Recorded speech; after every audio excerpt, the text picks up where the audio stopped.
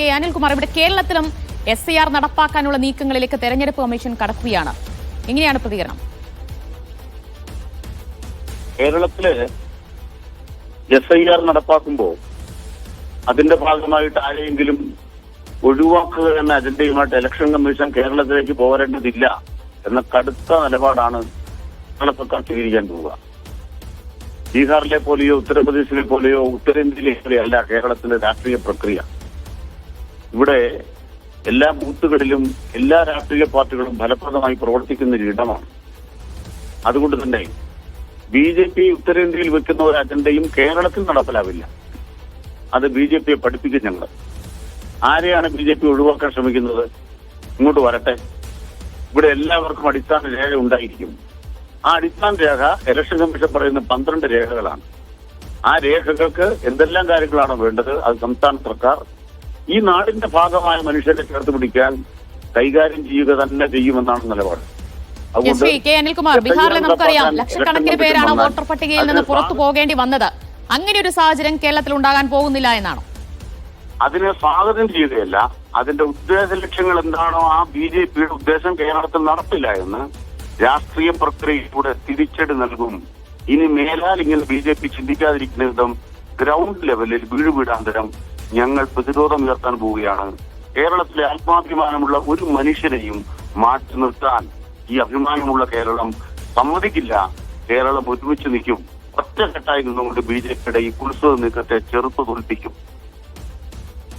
പക്ഷേ ശ്രീ അനിൽകുമാർ, നമുക്കറിയാം വലിയ രീതിയിൽ രാജ്യവ്യാപക പ്രതിഷേധം കോൺഗ്രസിന്റെ നേതൃത്വത്തിലൊക്കെ രാജ്യവ്യാപകമായി ഇതിനെതിരെ നടന്നിട്ടുണ്ട്. പക്ഷേ എന്നിട്ടും ഇതുമായി മുന്നോട്ട് പോകാനാണ് കേന്ദ്ര തെരഞ്ഞെടുപ്പ് കമ്മീഷൻ ഒരുങ്ങുന്നത്. ഇക്കാര്യത്തിൽ എന്തിനാണ് ഒരു ധൃതി?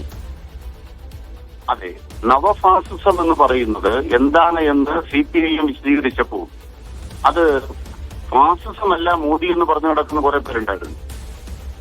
ഞങ്ങൾ വളരെ വ്യക്തമായും പറയുന്നു, ഈ രാജ്യത്തെ ഗവൺമെന്റിനെ തെരഞ്ഞെടുക്കേണ്ടത് വോട്ടർ പട്ടികയിലെ ജനങ്ങളാണ്. എന്നാൽ സർക്കാർ പറയുകയാണ് ആ വോട്ടർ പട്ടികയിൽ ആരൊക്കെ വേണം ഞങ്ങൾ തീരുമാനിക്കും. അപ്പൊ നമ്മുടെ ജനാധിപത്യ വ്യവസ്ഥയെ തലകീഴായി മാറ്റുകയാണ് ഇന്നത്തെ ഫാസിസ്റ്റ് ഭരണകൂടം ചെയ്യുന്നത്. ഇത് ഹിറ്റ്ലറുടെ കാലത്തെയും മുസോളിനിയുടെ കാലത്തെയും പോലെയല്ല. ജനാധിപത്യപരമായി നിയമപരമായി ഒരു സാധുത ഉണ്ടാക്കുന്നു. 6 മാസക്കാലം ഒരിടത്ത് താമസിച്ചാൽ അവിടുത്തെ വോട്ടറായി മാറുമെന്ന ഒരു ചട്ടം കൊണ്ടുവന്ന് ഇലക്ഷൻ കമ്മീഷൻ ഉപയോഗിച്ചാണ് ഈ കുത്സിത പ്രവൃത്തി നടത്തുന്നത്.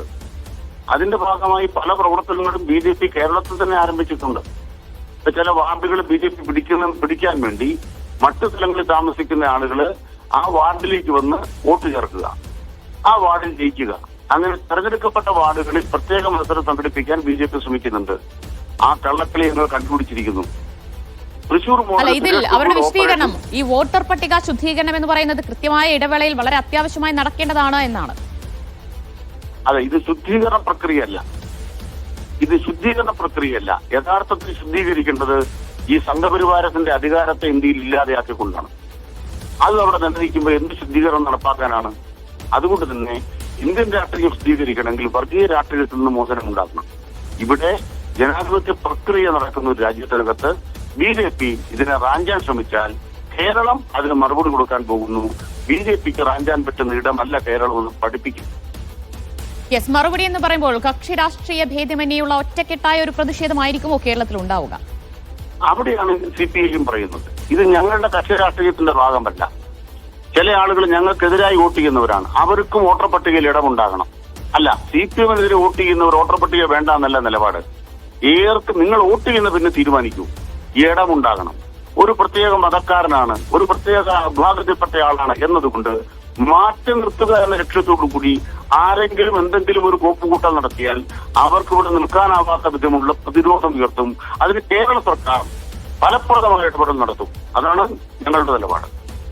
നന്ദി ശ്രീ കെ അനിൽകുമാർ പ്രതികരിച്ചതിന്. എന്തായാലും ശക്തമായ പ്രതിഷേധം തന്നെയാണ് കേരളത്തിൽ ഉണ്ടാകാൻ പോകുന്നത് എന്നാണ് അദ്ദേഹം സൂചിപ്പിക്കുന്നത്. ബീഹാറിലൊക്കെ സംഭവിച്ചതുപോലെ പലരെയും ചില വിഭാഗങ്ങളെയൊക്കെ വോട്ടർ പട്ടികയിൽ നിന്ന് പുറത്താക്കുക എന്നതാണ് BJPയുടെ ലക്ഷ്യമെങ്കിൽ അത് കേരളത്തിൽ നടക്കാൻ പോകുന്നില്ല.